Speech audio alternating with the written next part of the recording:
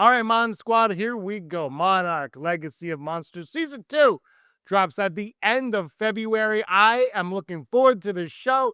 Let me know your thoughts in the comments down below. Did you like Season 1? What are your hopes for Season 2? And now we got to talk about the new full trailer that dropped earlier today. It looks awesome. Let's talk about it.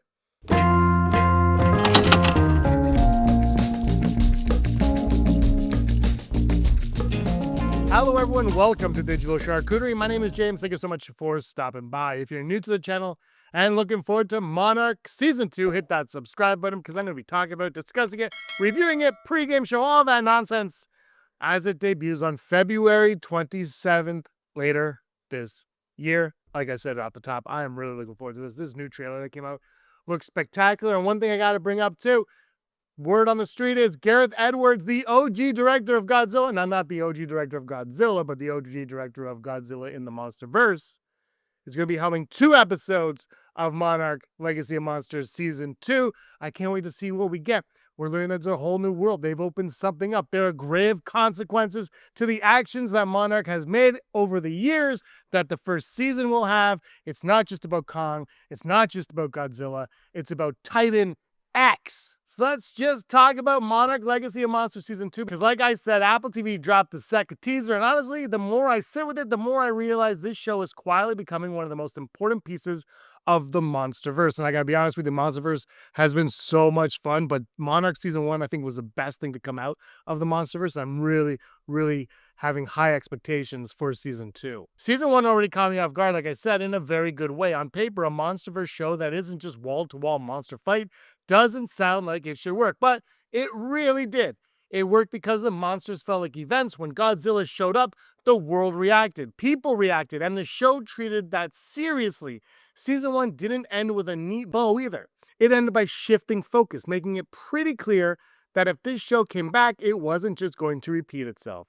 Now Season 2 is officially on the way, premiering February 27th of this year, 10 episodes, a weekly rollout, and Apple isn't being subtle about what they're teasing. They're straight up saying something bigger than Godzilla and Kong is coming, and that's what's really got me excited. Because the MonsterVerse usually doesn't talk like that unless it means it. What I really like about the teaser is that it doesn't rush to show us the monster. We don't get a clean money shot. We get reactions. We get scale. We get that feeling that something is wrong before we even fully understand why. Ships look tiny. The ocean doesn't behave the way it should. There's this bioluminescent light cutting through darkness, and everyone on screen looks like they've just realized they're completely out of their depth. They're calling this thing the Titan X, which already feels temporary, like Monarch doesn't even have the right name for it yet. And that's what makes sense, because everything about this teaser is built around not knowing. Where are these characters? What year are we in? What part of the world are we even looking at right now? The teaser opens with Lee Shaw, the Kurt Russell version of Lee Shaw, waking up somewhere that feels almost peaceful, bright, calm, and that's immediately unsettling to me because the last time we saw Shaw, his fate was anything but certain. Season 1 left him in a spot where survival wasn't guaranteed at all, and now he's just, well, he's awake.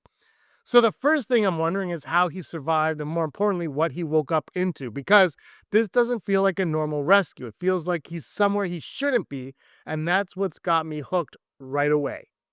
Then the trailer starts introducing bigger ideas. Helicopters flying towards this massive storm in the middle of the ocean, strange lights inside it, almost like a tear in reality. Characters talk about a rift, about another world, and that phrase is doing a whole lot of work for me. If you're a MonsterVerse fan, your brain probably immediately goes to Hollow Earth, and that makes total sense. Godzilla vs. Kong opened that door. Godzilla X Kong, the new empire, basically blew it off its hinges. So yeah, Hollow Earth is the obvious connection. But what's interesting to me is that they don't say below. They don't say underneath. They keep saying another world. And that makes me wonder if we're dealing with something adjacent to Hollow Earth, not just a deeper layer of it. Something ancient that's been sealed off, forgotten, or avoided for a very, very long time. And that's where Titan X starts to feel different. Because this thing isn't being described like a rival alpha. It's not framed as a challenger stepping up to Godzilla or Kong.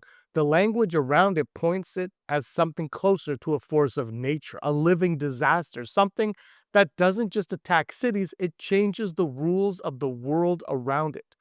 Godzilla represents balance, even when he's destructive. Kong represents survival and adaptability. Titan X doesn't sound like either of those. It sounds like something that exists whether the world is ready for it or not. And everyone just has to deal with that fallout. I also really like that it's described as ocean dwelling. The teaser goes out of its way to sell the scale. Whales look insignificant next to it. The ocean itself reacts when it moves. And that tells me this isn't just another Titan swimming around. It's something the planet itself responds to. And actually, the big question is whether or not Titan X is actually new or if this is a remix of something from Toho's past. Legendary has a deep bench to pull from, and they've shown before that they like reinterpreting ideas instead of doing one-to-one adaptations. I have another video on that you can check out. So Titan X could be completely original, or it could be something very old wearing a new name. And honestly, not knowing yet is all part of the fun. What really has me intrigued, though, is how Season 2 seems to pivot toward Kong without pushing Godzilla out of the picture. Season 1 leaned heavily into Godzilla, which made sense given the timeline and Monarch's origin. Season 2 feels like it's pulling toward Skull Island, toward Kong's side of the universe, toward the idea that Monarch has been circling dangerous troops for decades without fully understanding them. The synopsis straight up says we're going back to Skull Island, that heroes and villains are being pulled back together, and that there's a mysterious village tied to a titan rising from the sea. That immediately makes Skull Island feel important again, not just as a location, but as a secret keeper. Skull Island has always felt like a crossroads in the MonsterVerse. Surface world, ancient cultures, titan energy, storms that keep it hidden. So if something old is coming back, that's exactly where I'd expect the story to lead. Then there's Monarch itself. Season 1 painted the organization as deeply complicated, not evil, but not heroic, just human. Season 2, picking up with Monarch's fate hanging in the balance, tells me we're finally going to deal with the consequences of all those secrets. What happens when the people studying the monsters realize they may have helped wake something up that even Godzilla might not be able to handle? That's where the generational story really clicks for me. Monarch, because it understands that these events echo through families, Shaw in the 1950s, Shaw decades later, kids inheriting problems they didn't create but still have to survive. The teaser leans into that hard, past decisions colliding with the present, lines between friends, family, and enemies getting messy because survival doesn't care about labels. And that's why Titan X works as more than just a big monster to me. It's a narrative threat. It forces everyone, Monarch, Kong, Godzilla, humanity itself, to react instead of control. The returning cast helps ground all of it. These characters have been through enough now that their fear feels earned. And bringing in Amber Midthunder is a great move. If you've seen Prey, you know she fits perfectly into a story about survival against something overwhelming. Behind the scenes, the consistency matters too. Legendary, Toho, the same creative voices guide the tone. This won't be a side story, it'll be a core chapter to the overall MonsterVerse. And it's really exciting knowing that they're doubling down on the MonsterVerse on the small screen. We're going to get a Shaw prequel series, which is a half prequel series, but it's going to star Wyatt Russell, and there's more series in development and in the works as well. They're doubling down on that. We're going to get a new Kong and Godzilla movie coming out in a year. I can't wait. This whole thing is shaping to be a lot of fun. I'm looking forward to reviewing and discussing it with you guys all the time right here on the channel. Let me know your thoughts in the comments down below. Thank you so much for watching and spending part of your day with me. I really appreciate it. Hit that like button and subscribe. Until next time, may you be the master of your own universe.